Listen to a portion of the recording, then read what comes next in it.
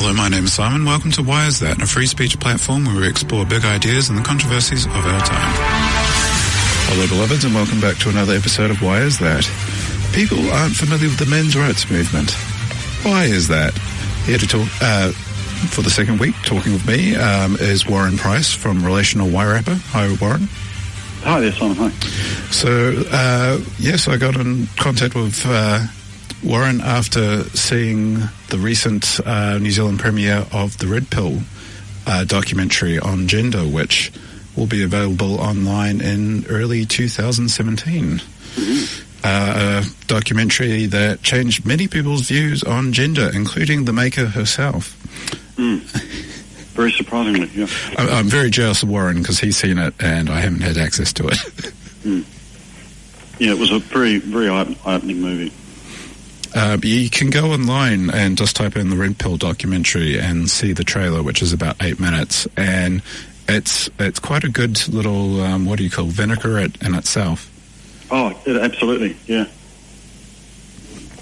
I mean, just that little preview moved a few of my friends to tears, and them having that reaction, I realised this was something that I really wanted to do everything I could to make sure it gets screened in New Zealand. So that was what motivated me.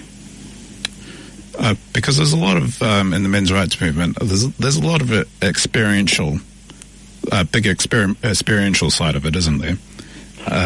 Yeah. I guess that's where the kind of the weight of the movement is that it's not well. Obviously there's some understanding as well from a historic point of view and a biological point of view about what it's like to be a man. But I think it's comparatively it's about the experience of what men have lived through in their lives, and having an opportunity to talk about that, and experiencing what it's like to talk about experiences, with each other and publicly, and that is sort of for me where the emotional factor of this movie came in. Yeah, I'd say for me personally, I mean, it very touched me, from personal experience and seeing things. But I think it's contrasted by, I've studied feminism for over 10 years. Wow. And so much of it is theoretical. Right. I saw an interview about the Red Pill after it'd been screened with Cassie J, and who's the filmmaker, and she was talking about how before she started making the documentary, it was all, discrimination against women, it's because I'm a woman, isn't it, blah, blah, blah. She's like, I just don't do that anymore. Right, that's what she said, yeah. I think her experience that she talks a little about in the movie is that it just feels the way that it's presented, that women aren't sort of presented well, and they're presented as sex objects, and you naturally, when you hear something like that, you naturally want to agree with it, or you want to help make that better, or care about women in these situations, because humans are naturally more fundamentally caring beings than we are uncaring. So from that point of view, feminism or just caring about women's and girls' issues is obviously very, very easy to make popular, and it has that instant appeal. So I can sort of understand why even probably years ago myself I would have probably imagined that it's really hard for women in the world, without really considering that how it might be for men. Yeah, and it's funny because I do think there is a lot of objectification of women, but that's also objectification of men. Yeah, as walking wallets or providers. Or cannon fodder. The sort of flip side. And Brendan Malone, who's been on the show before from Left Foot Media, he did a big thing about how the Olympics helped uncover, I think there was a commentator that got told off for saying something about a female athlete. And, it's sexism, etc. But then they had played a clip on, like a TV network where you've got three reporters who are oiling down, one of the male athletes. Sure. It's just like, can you imagine three male, reporters oiling down a female athlete? They're just... Right. Where's equality there? Right. Yeah, it's because I have... I have known of relationships where pretty much once the man's, stopped paying for, it's just capacity. Yeah, or was just being used for, to get free stuff. That's it. They're out the door. See ya. I think a lot of women do realise there are predatory women out there that do that sort of thing, but. Yeah, but not generally recognised by society. Right. Yeah, and I think part of the reason for that is our biological nature to protect and provide for the sex that can reproduce and make babies, and without which, as it goes, it only takes one man to potentially impregnate 100 women, but 100 women and one man, 100 men and one woman can't make 100 babies. So from a historical point of view, female life makes sense to preserve from a survival point of view. And so I can understand why it is that it's easier en masse for the greater part of society to be drawn to turn their heads toward the concerns of girls and women. It just makes perfect sense. Although you do have, there's that biology of providing for, and a lot of women expect, in a relationship like a marriage, you can, be expected to be provided for, but, you have stories about, war veterans who have been injured, or guys who have, been crippled on the job website, etc., who can't provide that traditional, they're not physically abled anymore, and, disabled, and they require looking after, and those women are out of there. Well, that's it, yeah. They've lost the main objectification of men is to provide and to care and to earn money or to protect and so on. And when a man can't do that anymore, they've lost that appeal. Yeah. I suppose it's the same, if a woman loses potentially all of her beauty, I guess, these are just biological truths, I guess. We don't need to feel we can observe them without feeling bad about or that they're necessarily wrong. They are just what they are.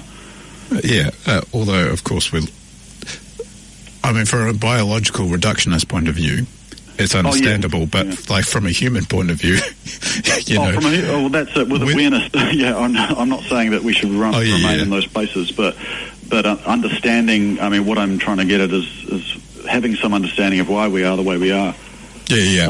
Perhaps can help us, have a bit more compassion for that failing of ours, and then strive to be more compassionate. Because it's the humanity of all of it. That's it. Yeah, it's the humanity of it all, and I think that's what really moved me the most in watching the Red Pill was that although we may have this biological predisposition to to protect and favour female lives over male lives, it isn't ultimately who we. How can I say this? It isn't ultimately our that we have to remain locked into that way of looking at life. There is a potential to.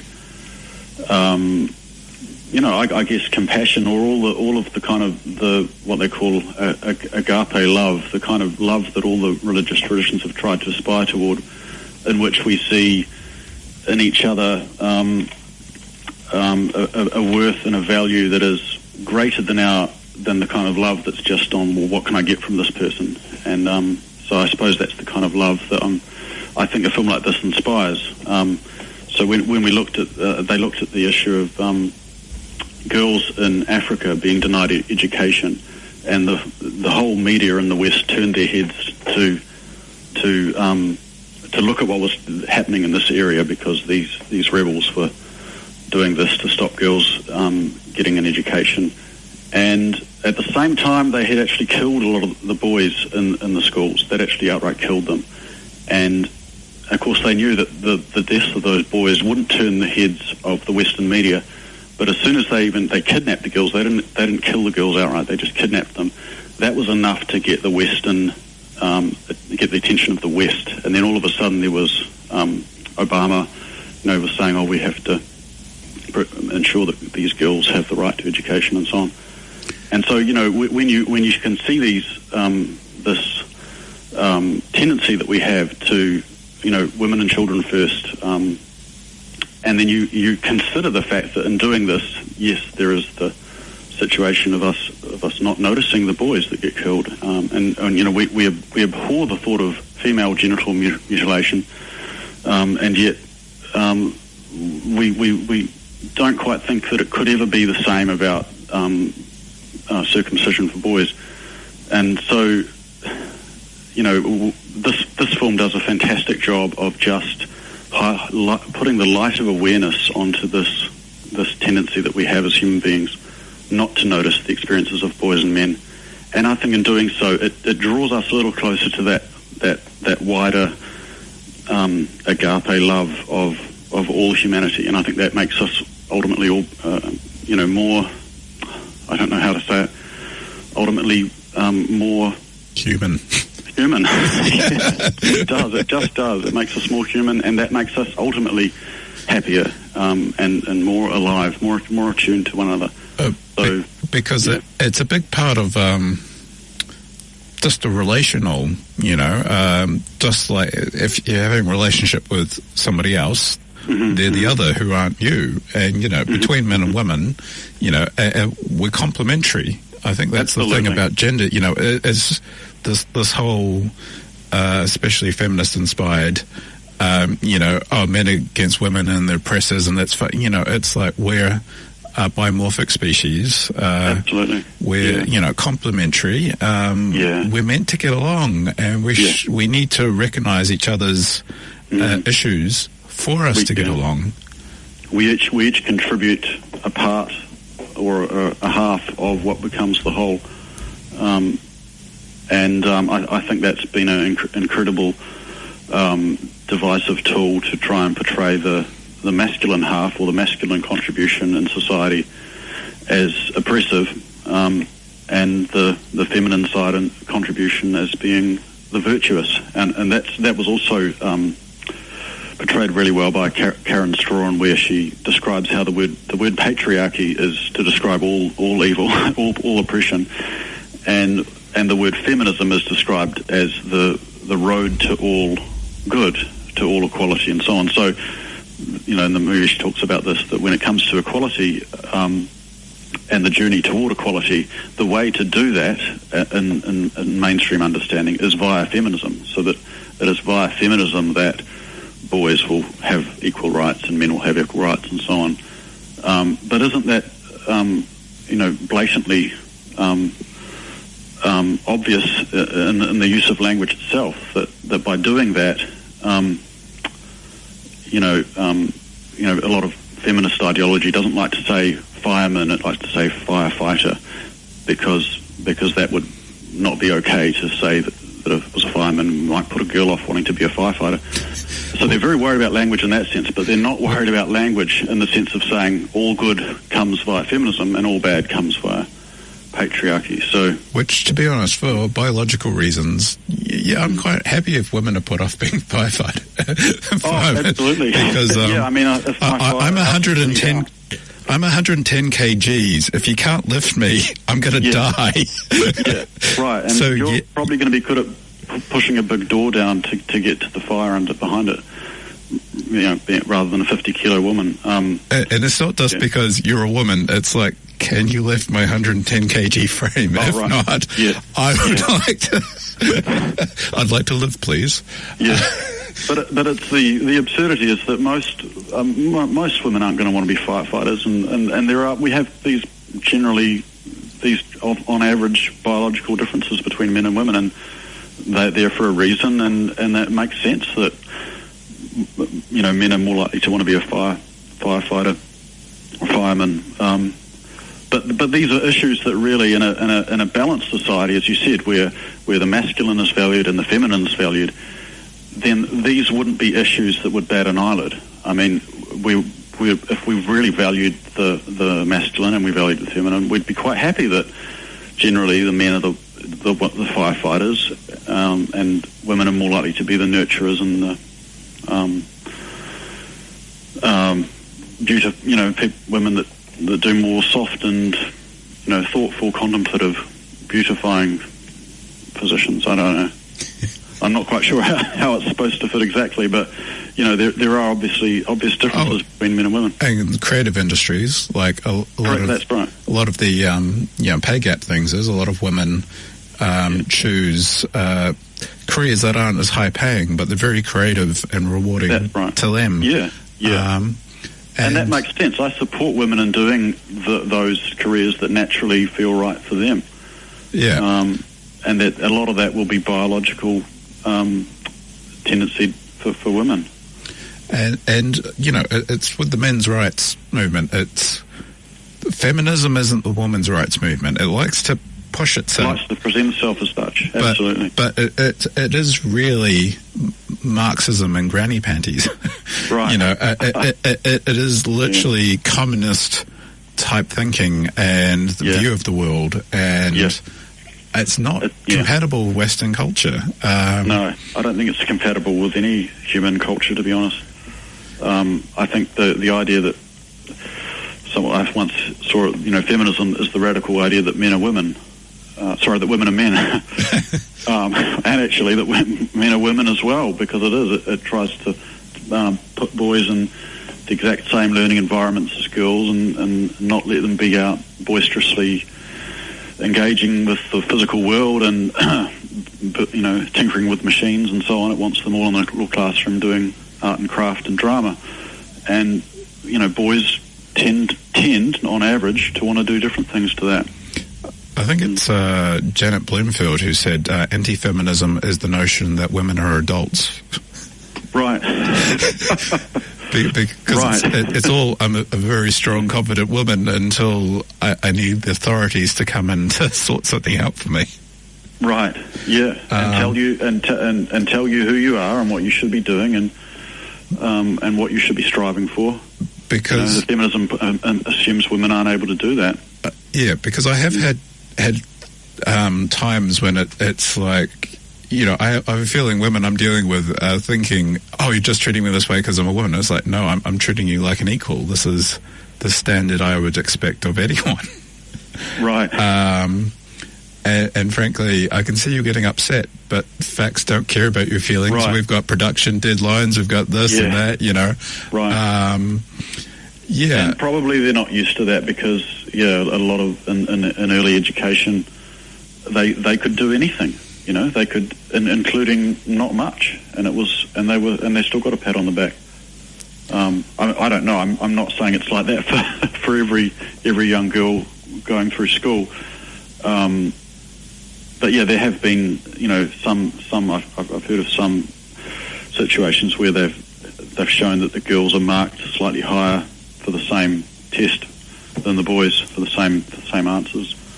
Those studies are very interesting. Of course, they never make it to public attention for some reason. Right. It's very subjective, and it's hard to sort of pin it down exactly. But just the fact that in schools there is such a disproportionate. Not that as I say, nurturing is something that probably women are more likely to want to do.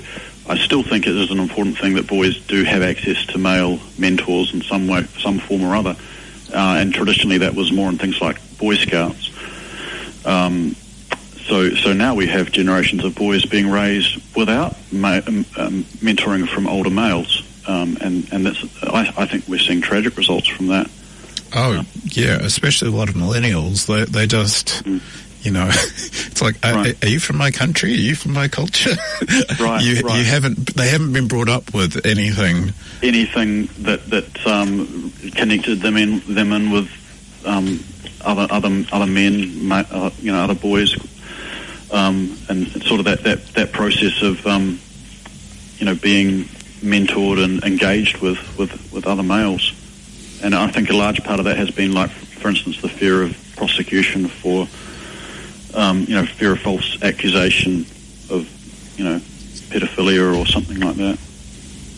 Yes, because there is a culture of fear around a lot of, guys generally don't want to become primary school teachers because, that they don't want to. Yeah.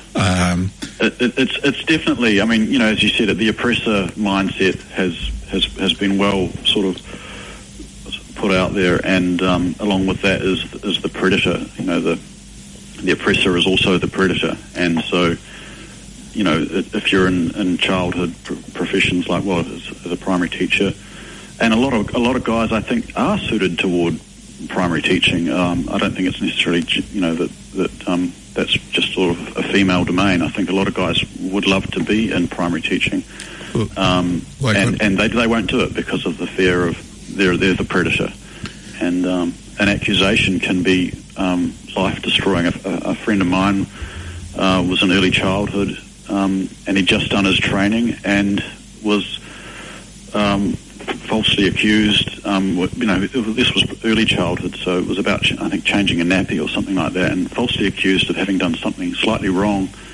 and he had to spend, thousands of dollars in court to defend himself, and it was found, of course, he wasn't guilty. But the trauma of going through that he's now said to me he will never be involved in anything with children. He would never be a scout leader. He will never do anything in that area ever again. So. Yeah, when I was at Teachers College, I was warned, not just me personally, but I think all male teachers get warned again and again and again for secondary. Be very careful, if you, a student, have the door open and blah, blah, blah. Yeah, always, yeah. And that was at Teachers College. That was when I was on placements. That was when I was working. And I just thought, they're just on an offside chance. But I was on a bus one day and hearing two girls behind me talking the bus, and one said she accused one of her teachers of molesting her, and the other one said, "Is that true?" And it's like, no, he was just pushing me for this assignment, so I wanted to back off. And I wish I had got the name or school or something to be able to help that guy out, but it's just like, it is dangerous. It's dangerous, because that would have been a student that would have picked up on just how things are presented. And well, that's it. They're picking up on the wider narrative that, as you said, is portraying men as the oppressors or the perpetrators. They're picking up on that, and it's power. It's like, I have power. I don't like the way he pushed me to do this exam or whatever, or pushed me to whatever it was.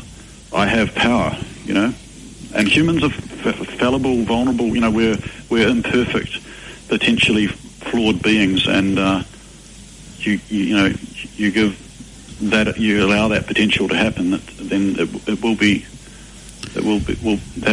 taken advantage of. Because that's horrible. It's power from victimhood. Power from victimhood, absolutely. See, from my perspective, I grew up with a lot of strong women in my family, and so when I see a lot of young women walk around going, "I'm a strong, confident woman," it's like, all the strong, confident women I know don't walk around going about this strong, confident women. Right. They just are, the way they carry themselves and their conduct, etc. But it's almost, I say it, therefore you need to recognize me as such. Yep. And it's like, and if you don't, I can hurt you. Well, and in the name of equality, you've got to earn it like everyone else, meet the standard. Sure. Right. I mean, we've got at the studio, the management, veteran radio female staff, and they're completely 100% onto it. But, you have some women that have, got positions because they're women rather than academia or whatever. And it's like, even if they were of good quality, there is that sort of thing of, well, you got it because you're a minority hire or something rather than actually having earned it like everyone else. It sort of taints it. Absolutely. It actually, I think that actually is quite a horrible form of misogyny in my book. The bigotry of low expectations. Yeah, the bigotry of low expectations. It's an awful kind of sexism when you stop and think about it. To assume that a person, because they're female, is so. Even in terms of the sexual harassment issue, is so vulnerable or so unable to handle someone coming onto them, or so unable to just say no, I don't want to have sex with you, that something that happens that they later regret would then be considered rape, for instance. Well, I had a flatmate who recently returned from Wellington, and he was saying, I was in a bar, minding my own business, and this crazy woman who was kept on coming on to me and wanted me to come back to her place with her, and it's just like, go away. But, if, it's like a man was doing it to a woman, oh my God, but I think there has to be a certain amount of maturity. It's like, okay, there are people who may be drunk or whatever, who may not be courteous or whatever, but it's just, in life you have to sometimes deal with people who aren't at their best. Sure. Yeah, I just find it very sad when in some parts of the States, I don't know quite what the law is, but if two people are drunk and they have sex, then to me that's just some people getting drunk and having sex. But in some parts that would now be considered rape, and it wouldn't be the man that was raped; it would be the woman that was raped. I just find that profoundly demeaning of women, infantilizing. Really. Because some listeners will be going, well, what does this have to do with anything? Well, we had legislation introduced by the Labour Party, I can't remember who, but, pretty much men who accused of rape were guilty until proven innocent. That is a huge break of the Western tradition, and innocent until proven guilty, and it's based on gender. How is that not massively sexism? Horrendous, yeah. But I mean the idea that I don't know if they don't consider it to be rape if the underage person is a boy, but they do if the underage person is a girl. Both will be rape in my book. Because I had in the Red Pill documentary about some teacher that sat with one of her students, and he got the boy raped essentially, and then paid child support. Yeah, was forced to pay child support. Child support, yeah. Yeah, no, that's horrific. It is. But unless, my view is, a lot of feminists in New Zealand would like to import a lot of the crazier stuff going on overseas, and unless it's spoken up about, it's just going to get worse. Sure. Life is pretty good in New Zealand, but it can go so very wrong if you hit one of these landmines. I think we're in that respect we're a little bit advantaged that maybe it has possibly gone a lot worse in the States, and some people are saying, well, things aren't quite that bad yet here in New Zealand, but perhaps we're aware of it now. We're aware of what's happening over there. Hopefully we can stop it from a lot of these things from happening here. Okay, we've got about 30 seconds. I'd just like to say, good thing. I think New Zealand Common Sense will win out. But yes, thank you very much, Warren Preiss from Relational Wairarapa. Yeah, thanks for having me along, Simon. Do you guys have a website, or is it just a Facebook page? I'm in the process of looking at that, but at the moment it's just a Facebook page, and we are in the process of looking at making a website, and some kind of website for a kind of central hub for men and boys to connect, a bit like A Voice for Men in America. We'd like to make something a bit like that for New Zealand. I think context is important locally. Mm-hmm. absolutely. Oh, well, thank you very much, Warren. And, of course, Merry Christmas. Yeah, Merry Christmas, everyone. Thanks.